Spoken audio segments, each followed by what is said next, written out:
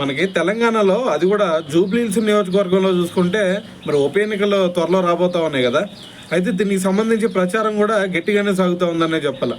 మరి దీని తర్వాత చూసుకుంటే అటువైపు కేటీఆర్ గారికి, ఇటువైపు పొంగులేటి శ్రీనివాసరెడ్డి గారికి వీళ్ళిద్దరి మధ్య కూడా మాటల తోటాలు పేలుతా ఉన్నాయనే చెప్పాలి భయ్య. ఎందుకంటే మొన్నేమన్నారు కేటీఆర్ గారు, పాలేరులో ఈసారి ఎట్టి పరిస్థితుల్లో గెలవనీయం కాంగ్రెస్ అని చెప్పేసి ఒక స్టేట్మెంట్ ఇచ్చారు కదా. సో దాని తర్వాత అటువైపు పొంగులేటి శ్రీనివాసరెడ్డి గారు ఏమన్నారు, అసలు పాలేరులో నన్ను ఓడించడం మీ నాన్న వల్లే అవ్వలేదు, నీ వల్ల ఎట్టయిద్ది అని చెప్పేసి కౌంటర్ వేశారనమాట. సో దీని తర్వాత ఈ రోజు వచ్చేసరికి ఇంకో విషయం గురించి మాట్లాడారు. అదేంది, అసలు కేటీఆర్ గారు ఏదో అసెంబ్లీ ఎలక్షన్లో గెలుస్తాం అంటున్నారు.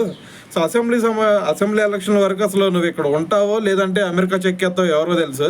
సో ఫస్ట్ మరి ఉప ఎన్నికలు జరగబోతా ఉన్నాయి కదా. సో ఆ ఉప ఎన్నికల్లో గెలిచి చూపించని చెప్పేసి మరి ఒక కౌంటర్ వేశారనమాట. సో దీంతో పాటు మరి అక్కడితో ఆగిపోలేదు. సో తెలంగాణ కాంగ్రెస్ ట్విట్టర్లో ఒక ట్వీట్ కూడా చేయడం జరిగింది.